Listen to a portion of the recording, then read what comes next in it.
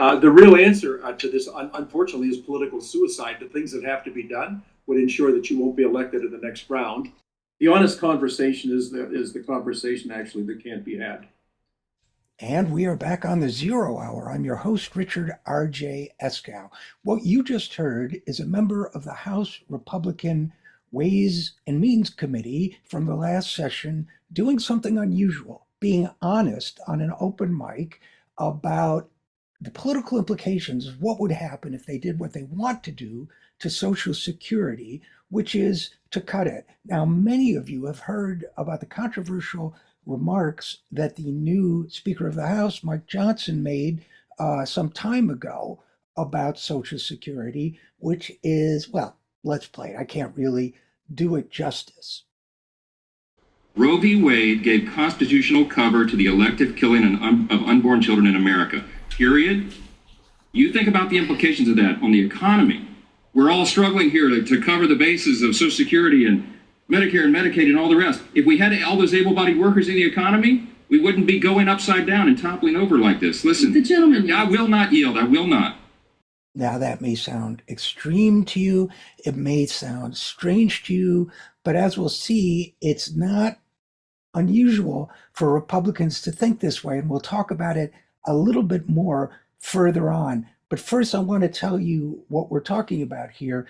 Some time ago, a few months ago, I came across a video on YouTube that had only at the time had about 600 views. And it was pointed out to me, and it was the Republican members of the House Ways and Means Committee talking about what they would do, especially once they got control of the House of Representatives, which they now do. So in it, they bring in a couple of the billionaire-funded think tank so-called experts that I've been ranting about for so long, and rightly so, to help them work themselves up about cutting Social Security. And I want to play you some excerpts from that conversation, because you'll see, among other things, that Republicans really are hell-bent on cutting Social Security, and they're not kidding around. And the guy who's now running the House of Representatives is one of them. So let's do a little bit of listening. CBO's estimated inflation will cause income taxes on Social Security checks to jump by 37% this year. 37%, which hits the more than 65 million American seniors who rely on Social Security especially hard. Early in the conversation, it begins with a lie. And the lie, or rather I should say misleading. First of all, I couldn't verify that the Congressional Budget Office, or CBO, said that taxes will go up because of inflation 37% on Social Security. But it should be noted that most people on Social Security don't pay income taxes. In order to pay any income tax at all on your Social Security earnings, your total income for the year has to go above $25,000 a year. So since a lot of people don't collect that much in Social Security, that's one reason why many people don't pay any taxes at all. Of those who do, most of them are only earning a little bit over the $25,000 amount. So the rate may go up by 37%, but the fact is that the amount they pay in taxes will only increase in relationship to their income very slightly. Of course, if you're a billionaire and you also collect Social Security, everything will go up for you, because what we're trying to do in this country is create a more progressive, or should I say, recreate a more progressive taxation system, which is something you'll see that these Republicans are very, very careful not to mention. But let's keep listening. And a closer look at the report's finding also show Social Security program costs are projected to outpace economic growth and take up a larger and larger share of the economy to 2077. I should say, by the way, that that's Representative Kevin Brady, again, misrepresenting. First of all, when he mentions years like 2077, what he's really talking about is the fact that only Social Security is required to project its costs out that far into the future. Other programs are not. So, of course, we have no idea what it's going to cost. But secondly, Social Security benefits, how can they be outpacing the rest of inflation? They're driven on wages. Wage inequality is growing greater and greater. So he may be talking about administrative costs, but what they're doing is they're throwing around a cloud of numbers to distract us from the fact that, as we'll get to in a moment, there are very concrete, practical, actuarially sound proposals from the Democrats to increase benefits and bring the program back into balance that these guys never manage to mention, and neither do these so-called experts, these billionaire-funded experts that they bring in. So let's hear some more. There's little doubt that this program is in need of reform on a bipartisan basis. Unfortunately, so far, Democrats haven't been interested in coming to the table, and just look at their record over the past year and a half.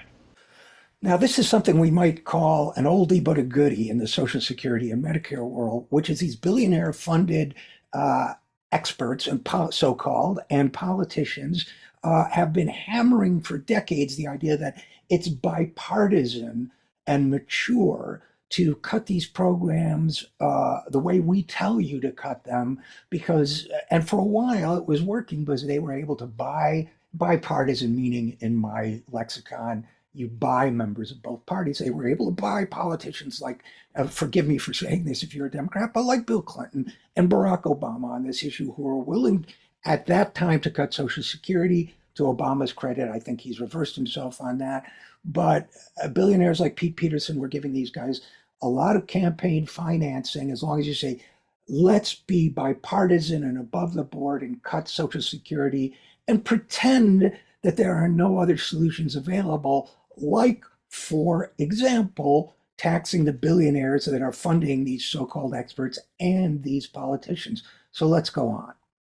Despite the fact our country was nearing the end of this pandemic, Democrats rammed through a nearly $2 trillion so-called COVID stimulus in March of last year, which fueled the inflation fire that's raging today. While at least 65% of American families are struggling to keep up with rising costs, those Americans on fixed incomes obviously are hurt the hardest. Oh, and where do we begin here? For one thing, do you really think that March of 2022 was the end of the pandemic? Is my memory failing me, or perhaps is Kevin Brady is number one? Number two, that $2 trillion stimulus was extraordinarily popular, and the Democrats, if they had had more political savvy, would have extended the child tax credit and some of the other features of that bill.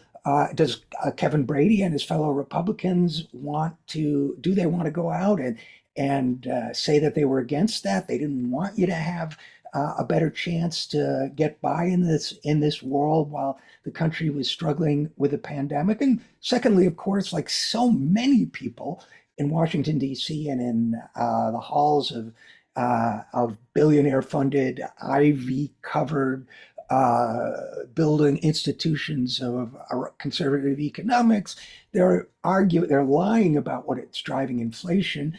A third to a half or more of the inflation that we've experienced is greedy profit taking by corporations, which of course the Republicans don't want you to know about. Of the remainder, a lot of it has been supply side issues that have devastated people because we've become overly dependent on jobs that have been outsourced overseas and the shipping of goods back into this country. So, okay, let's listen to some more. The American people deserve better. They certainly deserve a bipartisan effort. Unfortunately, our colleagues aren't yet, in the Democrat side, interested in having those discussions. They are more interested, unfortunately, today in crippling tax hikes and unsustainably expanding these programs. There's that B word again, bipartisan. It's funny because it would be so easy to have a bipartisan solution. There are at least 2 to 3 proposals out there right now that would bring Social Security into actuarial balance. One is John Larson's Social Security 2100 Act. Another, Bernie Sanders and Elizabeth Warren have bills in the Senate, proposals that would also increase benefits, bring the program into balance. In all cases, a lot of that would come from taxing the income that millionaires and billionaires get for sitting on their fat behinds and collecting passive income, and also from enormously high incomes. Everything would be brought into balance. So if these guys wanted a bipartisan solution, they could sign on to Sanders or Warren or John, and since they're in the House, on John Larson's bill. Instead, they malign it, which, we won't go into the details of that. But if that's what they could do, if they wanted to be bipartisan, or if they were all about the spirit of compromise, oh, can we split the difference with you? And you tax billionaires, but not quite as much as you say. No, they don't want a single tax increase for their billionaire sponsors. So let's keep going.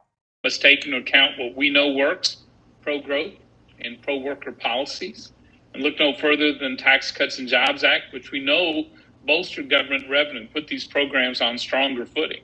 Oh, Kevin, you really shouldn't have reminded us that your party and your president gave a $2 to $3 trillion tax cut to billionaires at a time when most people are struggling to get by. And you have the nerve to suggest that that somehow has benefited working people when those billionaires turned around and took that money and invested in corporations that maximize their own income, which, by the way, the more of the national income that billionaires take, the less of it is taxed for Social Security. So one of the solutions to bringing Social Security into balance is making sure that billionaires pay their fair share. But instead, you just gave a $2-3 trillion tax cut to billionaires, and you want to tell us somehow that's helping the poor woman on Social Security trying to get by on $800 a month. I don't think anybody's buying that. To sort of set the table for what we hope will be an That was Republican David Schweikert speaking, and let's hear his philosophical musings, if you will. adult conversation in the future on Social Security. That's another billionaire-funded talking point. The adult conversation about Social Security will be the adults in the room. But of course, what it really means is that the billionaires have told you to use that code word to make it sound as if ripping people off is somehow an act of maturity, and that if people knew what was good for them, they would let themselves be ripped off. To them, having an adult conversation means talking to the rest of us as if we were children. Look, I feel it's somewhat like the dog it's caught the car. Now you have to figure out what to do with it. That was Republican David Schweikert speaking, and let's hear his philosophical musings, if you will. I've had a fascination since arriving in Congress on the moral, ethical obligation to protect the agreement we have with Americans, and that is both Medicare and Social Security. That's another tactic these guys like to do, is present it as a great high-minded moral thing to cut Social Security, to preserve it for the future, bearing in mind that if we do nothing, if they get away with coddling billionaires forever, that they'll have to be something like a 23% cut in benefits in 11 years or so. Now, if they get away with that, that's what happens. But if they do what they want to do, which is raise the retirement age, that will also be a benefit cut. So they're basically saying, I feel a moral obligation to protect what you have by taking a big chunk of what you have so that I don't have to do anything about protecting what you have. If that sounds tortured, it's because, hey, you haven't been around Republicans enough. Lucky you. Let's keep going. My great fear is we often look at them as individual silos. Well, Social Security is a silo. Parts of Medicare are a silo. Now, I don't want to get into modern monetary theory and all that stuff. The way right now, I think it's very interesting, and I think it's worth all of us exploring. But hold on a second. Social Security right now, under conventional accounting and under conventional economics, has its own revenue stream. And therefore, it is its own silo. You wouldn't have to talk about, quote unquote, protecting it if it didn't have its own trust funds, its own revenue stream. It would just be part of the government, like the military. Why do you think we never hear talk about protecting the military? Because there's no silo for the military. So there you have it. As for Medicare, part of it is paid for by the same revenue stream that you and I both pay, a payroll tax. Part of it is not. But to say that we shouldn't silo them is actually to mislead and misstate the facts. Let's go on. This is a multi-chaired seesaw where if we can incentivize work, if we can make work valuable through fairness in the tax code and other things, we actually benefit retirees by a stable Social Security system through revenues. Okay, so let me get this straight, David Schweikert. The way we guarantee revenues for Social Security is by not raising taxes for revenues for Social Security, but by giving away trillions more in tax cuts to corporations and billionaires. But if the $3 trillion you guys gave away a few years ago is already out there, and you're still having this conversation about the quote unquote crisis in Social Security, you don't know what you're talking about. It seems like Washington, D.C. just discovered there were baby boomers. And the fact of the matter is the baby boomers are now just a few years away from all being 65 and up. So what is it, a 76 million person demographic bubble has already moved into retirement. We'll talk about this more in a second, but the idea that Washington just discovered baby boomers, the last of whom was born, 59, 60 years ago? Not so much, but hang on. We'll get into that in a little detail in a second. So the old days of entitlement reform discussions basically are now almost 20 years out of date. We're going to have to be much more creative and much more bathing in the math. Now, in 1983, one of the reasons why there was talk of a crisis and why the Greenspan Commission was assembled to make adjustments to Social Security is because by then the last of the baby boomers was already 19 years old. So the absurdity of thinking that the baby boomers are a new crisis, the reason why the retirement age was raised, and it was raised for baby boomers, was to balance the books without upsetting Ronald Reagan too much by raising taxes on the ultra wealthy and on corporations. So, okay, they raised the retirement age, which was a benefit cut, and they made some other adjustments, knowing full well that the baby boomers were going to be retiring right around now, which they are. So none of this is a surprise. Now let's also think about the fact that when we talk about things being 20 years out of date, really 20 years out of date, the next wave of population after the baby boomers was millennials, all of whom had also been born more than 20 years ago. So this is demagoguery of the worst kind. So it's a good thing that they have a billionaire funded expert in there, because that guy has integrity. His name is Charles Blehaus, and he will not stand for any demagoguing on an issue so important to the financial well-being of our elderly and disabled folks. So let's see what the expert has to say. I am curious, and I think we all are. Walk us through some of the mechanics of 1983, but also my cynicism of how different the demographics curve was going into that. Well, that's very important. And the bad news I would deliver is that the conditions that existed in 1983 were very specific to 1983, and we don't have them anymore. And we're probably not going to have them again, unfortunately.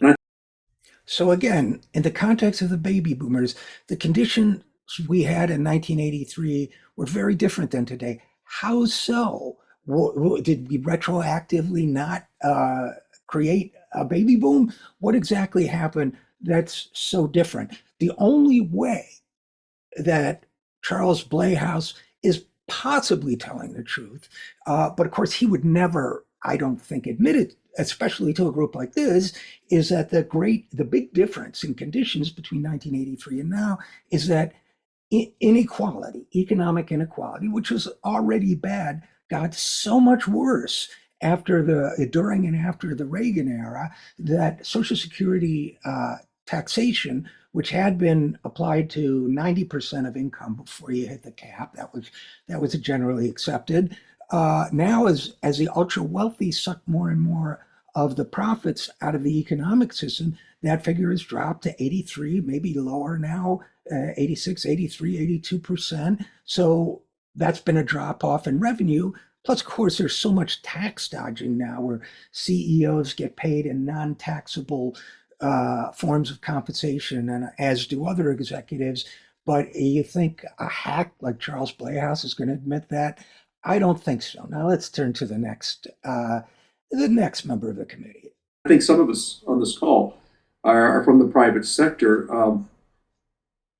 I don't know how we continue to absorb paying taxes. I don't mind paying taxes when I'm profitable, but I have other taxes I have to pay. And years that I've lost the most amounts of money, that's where these wage taxes come in and cripple me more. Real estate taxes cripple me more. Every other thing. The gentleman who just spoke is named Mike Kelly.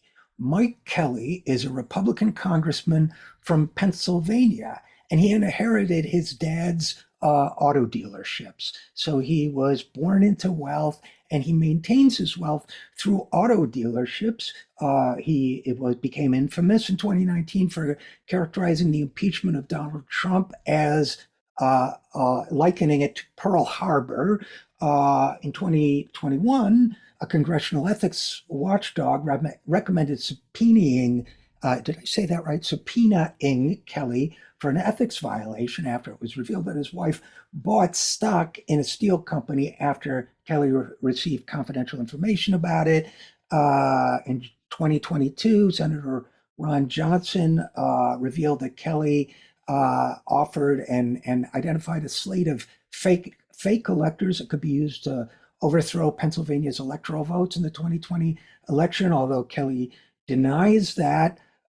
He sells Chevys, Chevrolets, and Cadillacs, and has also, since inheriting it from his dad, added Hyundais and Kias to the cars he sells.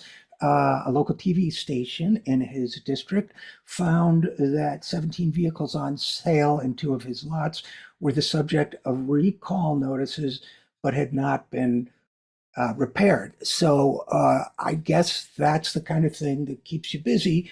But of course, none of the taxes that he's talking about here have to do with keeping his business profitable. The only way he would pay the billionaire tax or the millionaire tax would be if he made a lot of money. If his business lost money, it would not pay corporate income tax. If he lost money, he would not pay income tax. And he's not, by the way, I doubt he is a small business, quote unquote, but the consultant hacks, and that's consultants / hacks, who were toadying to this crowd, were more than happy to provide a slide presentation on how Social Security is affecting small business. So let's just listen to a chunk of that, because believe me, it's as boring as it is mendacious.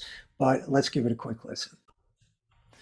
So wanted to highlight the state of the small business sector and what they're facing as far as challenges in operating their business. So wanted to highlight the state of the small business sector and what they're facing as far as challenges in operating their business.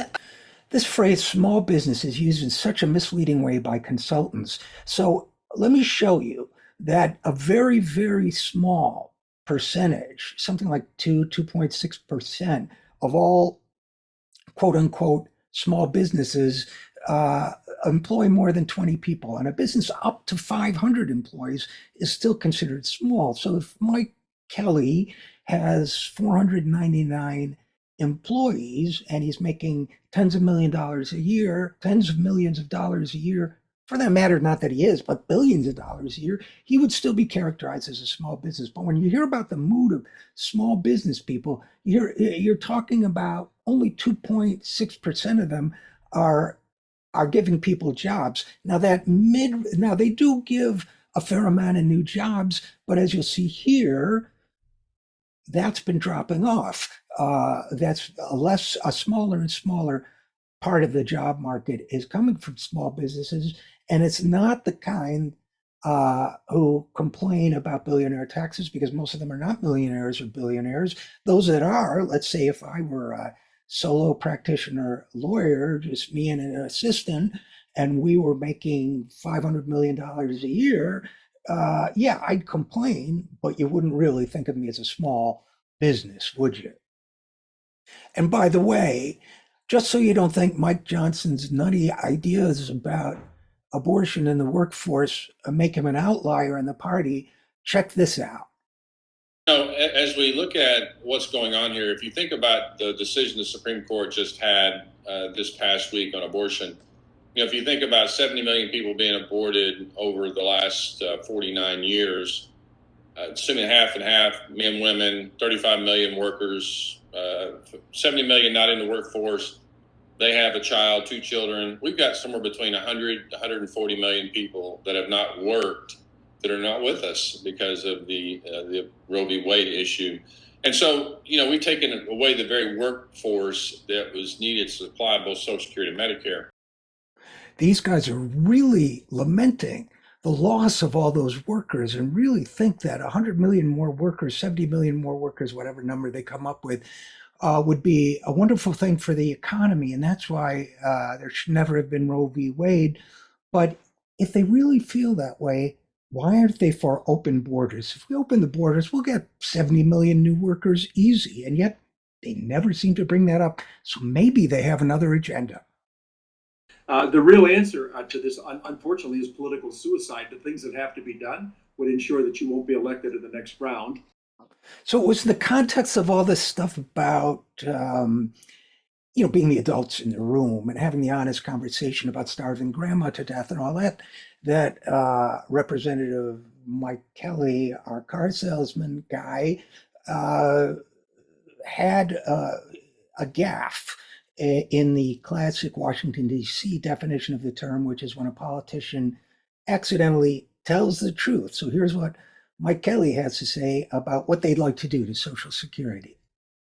And those that would come and take our places, then it would really just pull it down even further. This three-legged stool would be completely gone. So don't even get me started on the three-legged stool. This is a myth put together by corporations that retirement is supposed to be a three-legged stool of Social Security, savings, and pension. But employers have eradicated pensions. Americans can't save because they can't make ends meet. And thirdly, Social Security is inadequate to meet their needs, and it's far less than what comparable countries in the industrialized world offer as a public pension system. But okay, let's go on. The American people aren't willing to take the medicine that's going to be needed to sustain a longer lifestyle. I'm talking about the United States as we know it. It is true that the American people don't want to take the medicine you're offering because it's cyanide, and there are genuinely healthy prescriptions available. There's just not the political will to get it done, and the reason there's not a political will. Of course, you'll get thrown out of office. You'll get thrown out of office because a strong majority of Republicans want to protect and enhance Social Security, not to mention Democrats. If your constituents knew what you were up to, they'd vote you out of office. If your own party members had an alternative that wanted to protect Social Security inside the Republican Party, you wouldn't be a candidate next time around. So of course they want to get you out of office. And of course you don't want to be honest at all. The real answer to this, unfortunately, is political suicide, is because we know on the next turn, we'll all get thrown out of office. The honest conversation is the conversation actually that can't be had. We'll be right back after this.